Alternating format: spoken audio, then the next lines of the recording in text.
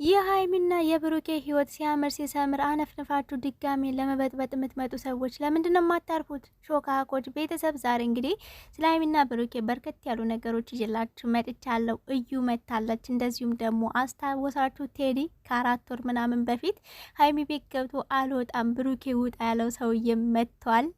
ሀይሚዬ በነገራችን ላይ ዩቱብ ላይ አልመጣችም፣ ግን ቲክቶክ ላይ መጥታለች። በመጀመሪያ ሀይሚዬ ደህና መሆንሽን ስላየው ስላረጋገጠው ደስ ብሎኛል። ምክንያቱም ብሩኬ ትናንትና አርሴናል ሲሸነፍ ማለት ነው ብስጭት ንጀት እንደሚል ታውቃላችሁ። ቤተሰብ ከጠዋት ጀምሮ ዝግጅቱን ጨርሶ ሲተባበቅ ሲሸነፍ፣ በእርግጥ ማታ ላይ ብሩኬን አይቸው ነበር ኮሜንት ላይ ማለት ነው። ደግሞ ለቆርቆሮ አያስፈልገንም ሁላ እያለ ነበር የንዴቱን። ግን ብሩኬ ወንድሜም እንደዚህ ተረጋግተ ስላየው ደስ ብሎኛል። በነገራችን ላይ ኳስ በጣም ነው ስሜታው የሚያደርጋችሁ። በጣም የሆነ ሱስ ነገር በህይወታችሁ በጣም የምትወዱት ነገር ታውቃላችሁ። ኳስ የሚከታተሉ ሰዎች ሱስ ነው የሚሆንባቸው ምናምን እና አገራችን ላይ ደግሞ ልክ ሲሸነፉ ባገኙት ነገር አጠገባቸው መደባደም የተለመደ ነው። ግን ያው ወንድሜን አይነካካውም ትላላችሁ ቤተሰብ።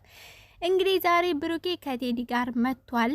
በመጀመሪያ ቴዲ ያው ታስታውሳላችሁ በቅርብ ጊዜ 4 ወር ምናምን ቢሆነው ነው ሀይሚ ያዙሯት መንገድ ላይ ምናምን ቤት ይዣት መጣው ምናምን ብሎ ከብሩኬ ጋር ትንሽ በመካከላቸው ጸብ ነበረ ሰዓት ላይ የነበረው ቴዲ ማለት ነው እና ከሱ ጋር ብሩኬ መጥቷል። በመጀመሪያ ለቴዲ ማስተላልፈው መልእክት ቢኖር ብሩኬ ያው ሀይሚን ከሀገር ይዛት ውጣ፣ ጥሩ ነገር አይፈጠርም እያለ ነበር መግቢያ ሲሰራ የነበረው። ሀይሚና ብሩኬ ምንም ነገር መምጣት ምንም ነገር መፈጠር ይችላል። ለምን ነው ለማን ብለው ነው ሀገራቸውን ለቀው የሚወጡት? ለማን ብለው ነው እንዴ? ስደተኛ ልታደርጓቸው ነው እንዴ ልጆቹን?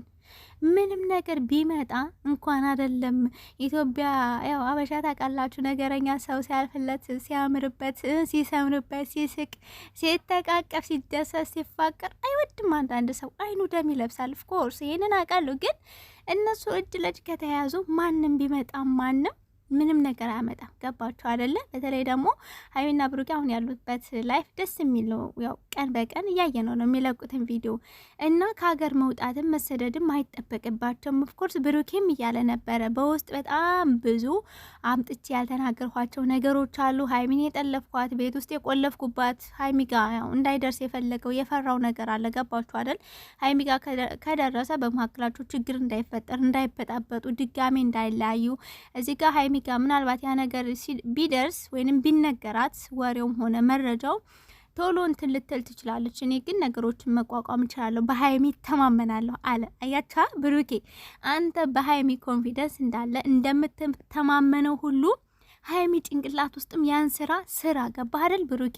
እሷም እንድትተማመንብህ ማንም መጣ ማንም ምንም አለ አይ ዶንት ኬር አባውት ብሩኬና ብሩኬ ብቻ ነው እንድትል ያን ነገር እምነቱ እንዲኖራትኝ የቻልኸውን ነገር ሁሉ አድርገህ ስራህን ስራ። እኔ ይሄን መልእክት ነው ለወንድም የማስተላልፈው።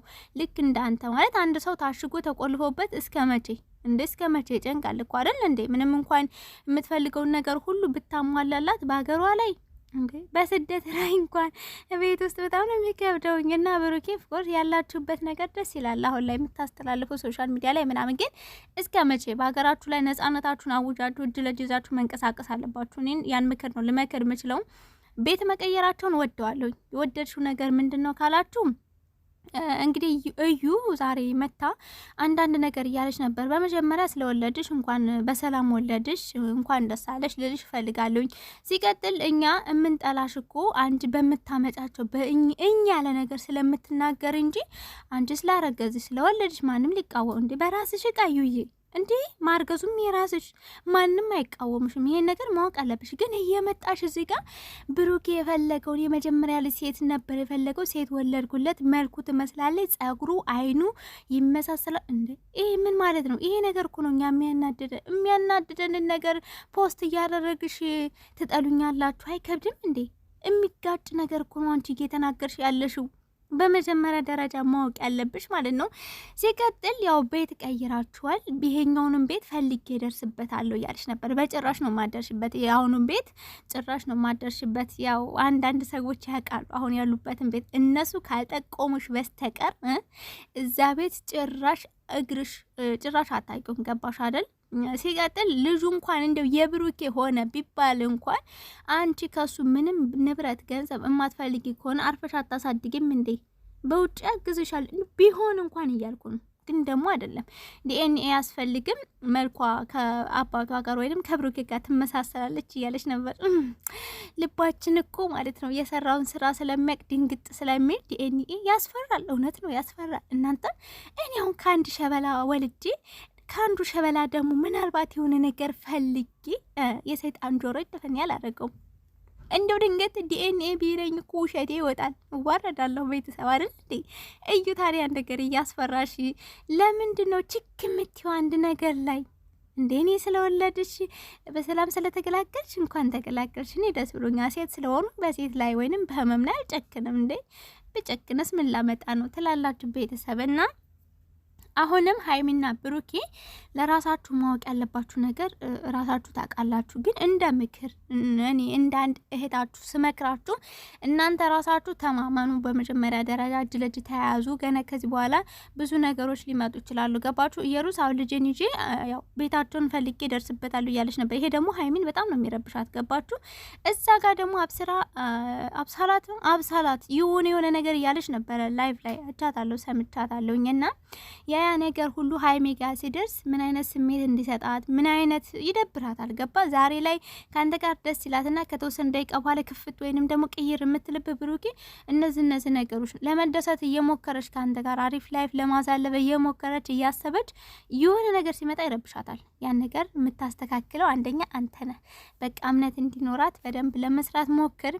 ቀጣይ ላይ ገና ብዙ ነገሮች እናንተ ደስ ሲላችሁ የሚያወዱ ሰዎች አሉ። ኦፍኮርስ አሉ። እኔ ይሄ ነው ብዬ ባልናገርም ማለት ነው። እና እነዛን ደግሞ እጅ ለእጅ በመያያዝ እንጂ ነገሮችን የምታልፏቸው ወይ ከሀገር በመውጣት ወይ በር በመቆለፍ አይደለም በጭራሽ። በእርግጥ ሀይሚ አሁን ላይ የተወሰነ ሰላም ሊኖራት ይችላል። ግን እስከ መቼ ነው ይሄ ነገር? መጨረሻው እስከ መቼ ነው? አሁን ብሩኬ እንደ ሀሳብ ዲኤንኤ አሰራ አሁኑኑ ማለት ነው። ኢየሩስ ጋር ያለን ነገር ጭራሽ እንድትጨርስ እስከ መጨረሻ ዲኤንኤ አሰራ። ነጻነትን አውጅ። ከዛ በኋላ የእሷ ነገር አለቀ ማለት ነው። ይቺ አብሳላት ምናምን የምትባለው የእሷ ደግሞ እዳው ገብስ ነው። ሀይሚን ቀስ ብለ ማስረዳት ማሳመን ትችላለህ። ከእሷ ጋር ከአብሳላት ጋር ባለመገናኘት፣ ስልክ ባለመደዋወል፣ በሄደችበት በደረሰችበት ወይንም ስትመጣም ባለማግኘት የሀይሚን እንዴት ነው እምነት ማግኘት ትችላለህ ብሩኬ ማለት ነው። እና እኛ ሴቶች ማለት ነው አንድ እምነታችን ከተሸረሸረ ተጠራጣሪ ነው የምንሆነው። አንድ ጊዜ ደግሞ ከወደድን እና ካመንን አንድን ሰው ማለት ነው በጣም ጭፍኖች ነን። በጣም ነው የምንወደውም የምናምነው ምናም ያን ነገር ማስተካከል ላንተ አያቅትም። እንግዲህ ቤተሰቦች ሀይሚዬ በቲክቶክ ነው የመጣችው። ስቶሪ ላይ ራሱ አንዳንድ ነገር እያየው ነበር። ሀይሚ እባክሽ ራስሽን ጠብቂ፣ ስልክሽን ክፍት አድርጊው፣ ምናልባት ብሩኬ ተናዱ የሆነ ነገር እንዳያደርግ። አርሴናል እንግዲህ ያው ዜሮ ነው። አይዞን ወንድሜ አይዞን። ለማን ብለህ ወተት እንኳን ጠጣ እንዳለ ለጾም ነው።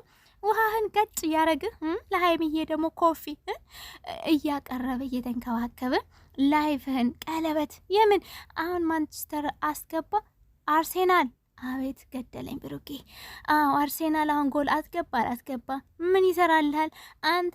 ቀለበት ገዝተህ በሀይሚ ጣት ውስጥ ብታስገባ በጣም ብዙ ጥቅሞች አሉት። እኔ ወንድሜ የምንሬን ነው። በጣም ብዙ ጥቅም አለው። ለምሳሌ ትናንትና ላስረግዝ ያልኸው ነገር አለ። ከዛ ደግሞ ሚስትነት ይታወጃል።